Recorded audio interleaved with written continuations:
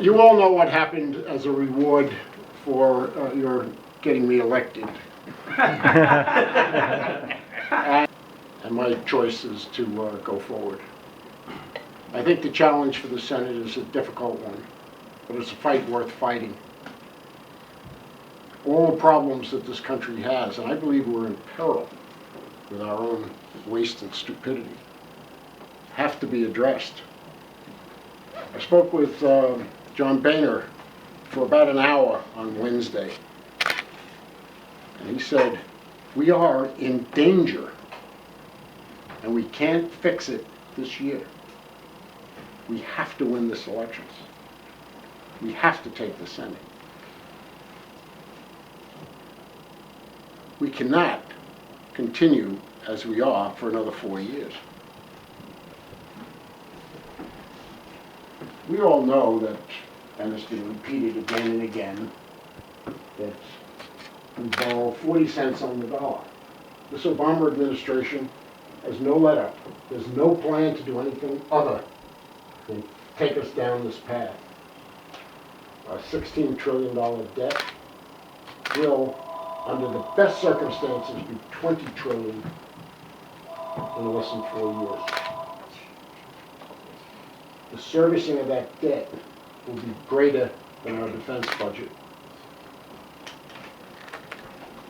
And a little while after that, another 5 years, it could be greater than our defense and Social Security combined.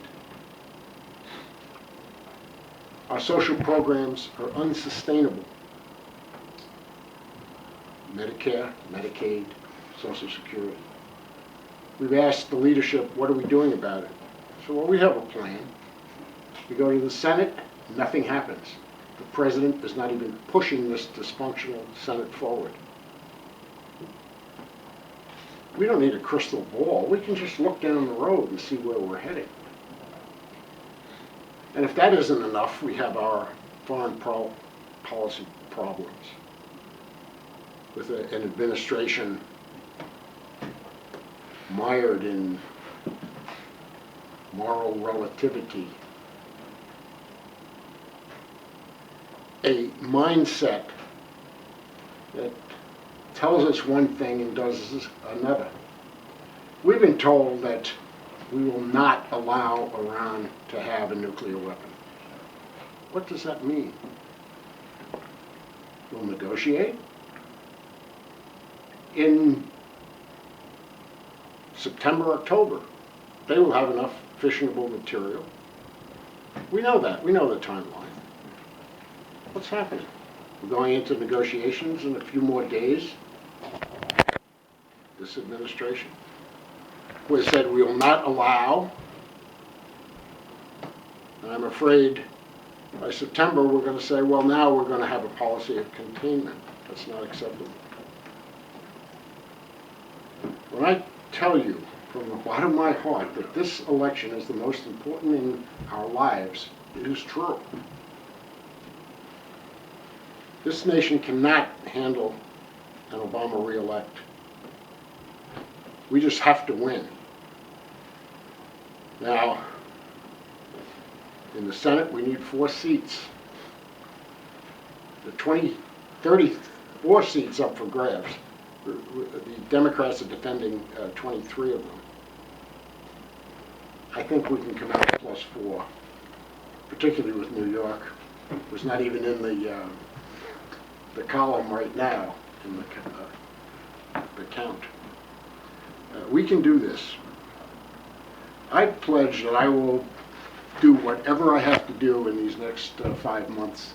Is there any hope on Jonathan Pollard being freed? Well, there should be. I mean, there's a good case made that this should have happened a long time ago. And there's nothing new.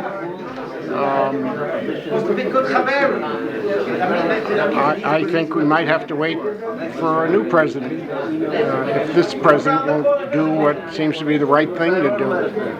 So you think there's hope within the next year then? I do. I have a lot of hope for the next year. I have a lot of hope for what might happen after November. Have you ever met the president personally? Yes.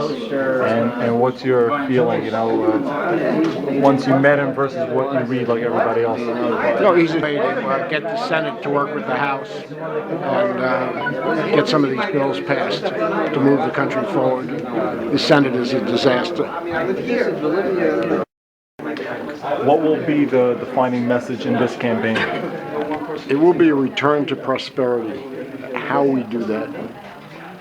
Can we do this in an intelligent, business-like, practical way, or will we continue to flounder around with this administration, with bizarre tax policies, crippling regulations, and a unsound general economic and monetary policy?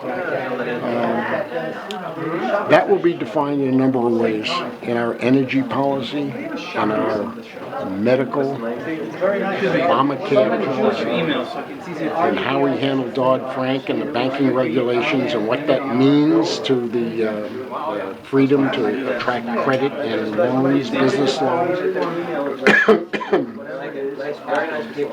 It will affect the unemployment, which is now effectively close to 15%. There's a lot to do. What are your thoughts on what just happened with Chase, a $2 billion loss? Chase are big boys. It's their loss, and it's their stockholders running. No one's better equipped to handle the risk assessment than those people that are taking the penalty for it. Let them take their lumps for this.